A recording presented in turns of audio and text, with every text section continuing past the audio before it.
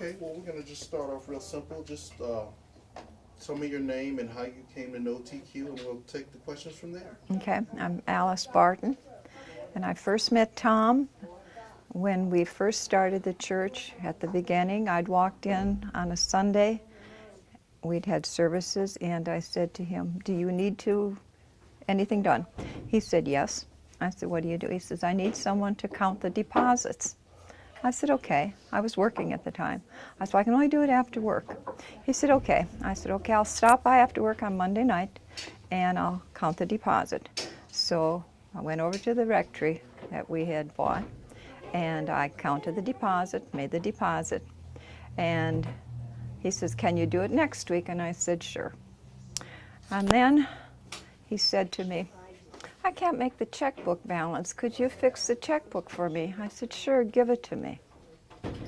So he gave me the checkbook, and I started doing the general journals and making sure that the checkbook balanced. And then it reached a point, he said, "Well, I need someone to come in and file, because I don't know where to file this stuff." I said, "Okay, I'll come in." So I'd come in after work, and we'd do that. Then finally it reached a point where I was doing all the bookkeeping for him, which I still do for the church. And this has been 20 plus years that I've been doing this. Then when we started the church, well, we actually were a vagabond church. I'm sure you're quite aware of that. We were every which way.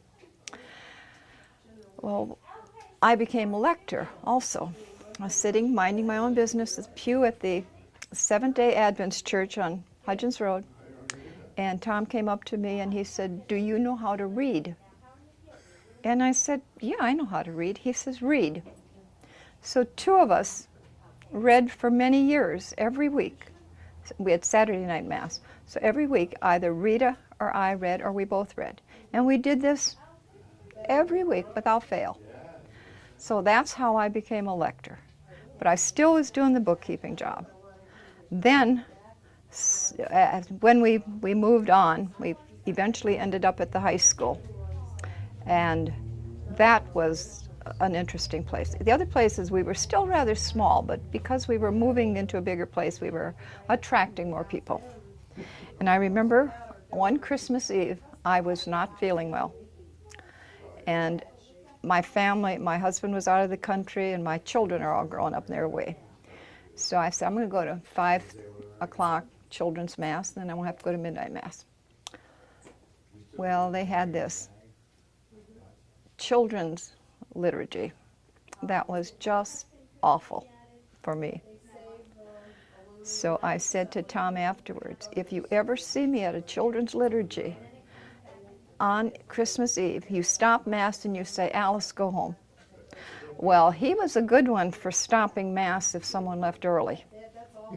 There's nothing for him to run out following someone or saying, "Hey, you didn't take the communion wine," right in the middle of Mass.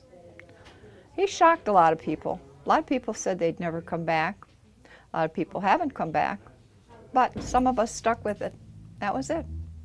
That's how I've been there. Wow. What spiritual focus did TQ have for the church?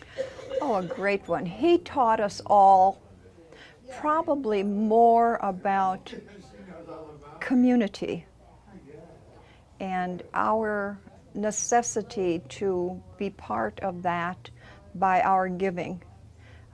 We started the thrift shop actually as a recycling first, out of his rectory. We would bring things there and they would take them off and recycle them, and then eventually that evolved into the thrift shop, which was all over the place. Once again, I'm sure you're familiar with that one too. But his homilies basically were instructive. He was probably the first pastor that I came in contact with that really challenged everyone. And because of his generosity, you almost had to do something. You couldn't sit in the pew at that time when we started this, our church, you could not sit in the pew and not become involved. You were forced to be involved, basically because of the dynamics of what he had addressed to everyone. So the liturgy drove people to service. A lot, but it also drove people away. He was rather salty in some of his homilies.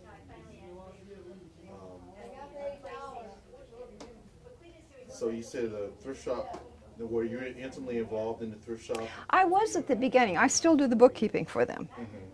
I was at the beginning. I used to work on one day a week when I would be off. It'd be my day off from work. I would work at the thrift shop for a couple hours, and then I would sort.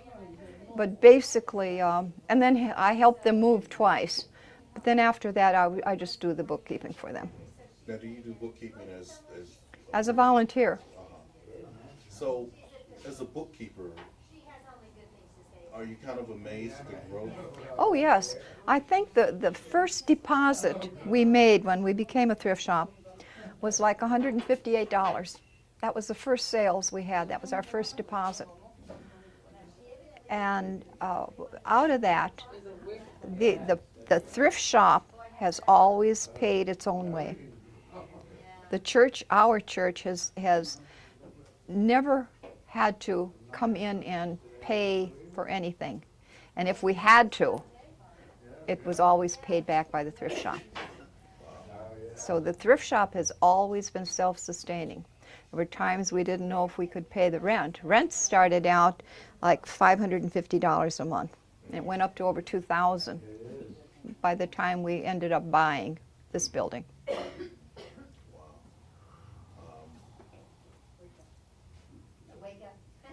What do you think would happen to the community if there was no thrift shop?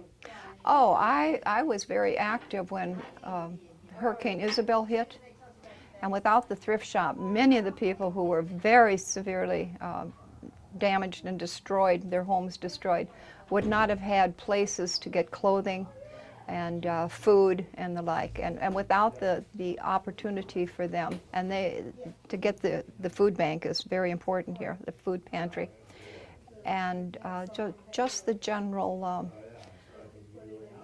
amount of things that people have. We as the parish, were able to give families things because of the generosity of people who gave to us, so we could give back. But that was a very important thing.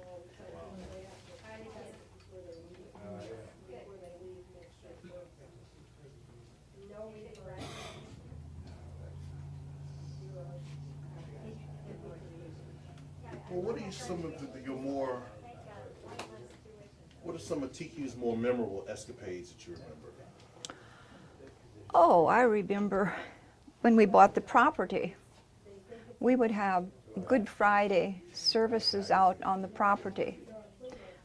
I have tracked through the woods. There was nothing out there, just Right. this area of land, and we would have Good Friday services. And then we would have Easter morning services at various places. One time we had them at the pier, and we had them one time at a private home, and he baptized in the swimming pool, baptized an adult in the swimming pool. It was a bitter cold Easter, as all Easters seem to be, right? Those were probably some of the things that were really very unorthodox. But he also taught us that we had a covenant with each other, and also that the elder program, how important that was in house church.